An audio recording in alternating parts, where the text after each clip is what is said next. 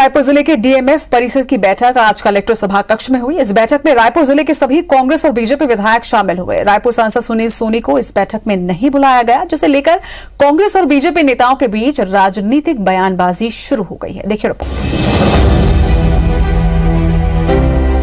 जिला खनिज विकास निधि की कमेटी को लेकर केंद्र सरकार की गाइडलाइन जारी होने के बाद रायपुर डीएमएफ कमेटी की पहली बैठक सोमवार को हुई, लेकिन गाइडलाइन से अलग पुराने नियमों के मुताबिक प्रभारी मंत्री रविंद्र चौबे की अध्यक्षता में ही रायपुर डीएमएफ कमेटी की बैठक संपन्न हुई। इस बैठक में रायपुर सांसद सुनील सोनी को आमंत्रित नहीं किया गया, जिस पर सांसद सुनील सोनी ने आपत्ति जताते हुए राज्य सरकार पर आरोप लगाया कि केंद्र सरकार के आदेश का पालन राज्य सरकार नहीं कर रही। रायपुर सांसद सुनील सोनी को बैठक में नहीं बुलाए जाने पर मंत्री रविंद्र चौबे का कहना है कि सांसद की आपत्ति को लेकर अधिकारियों से चर्चा किया जाएगा। मेरे पास में कोई भी लिखित सूचना नहीं है कि मेरे को इस बैठक के अंदर में आना है, तो इस प्रकार का जो दोहरा मापदंड दुर्व्यवहार जो जनप्रतिनिधियों के साथ में किया जा रहा है, ये अशोभनीय है। केवल भ्रम फैलाकर राजनीति करने का काम कर रहे हैं, मैं इसकी निंदा करता हूं। जिला प्रशासन के द्वारा सभी जनप्रतिनिधियों को सूचित किया गया था। अब माननीय सांसद जी आज की तारीख में उनको सूचित क्यों नहीं किया गया था, मैं इसको दिखवा लूंगा।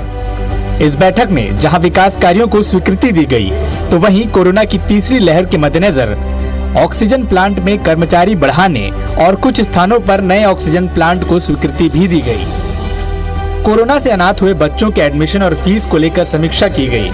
खाद बीज की आपूर्ति, गोठान और वर्मी कंपोस्ट को लेकर चर्चा हुई। केनाल रोड को पुनर्जीवित करने पर मंथन किया गया। बीजेपी विधायक बृजमोहन अग्रवाल ने अधिकारियों पर बैठक का एजेंडा नहीं भेजने का आरोप भी लगाया।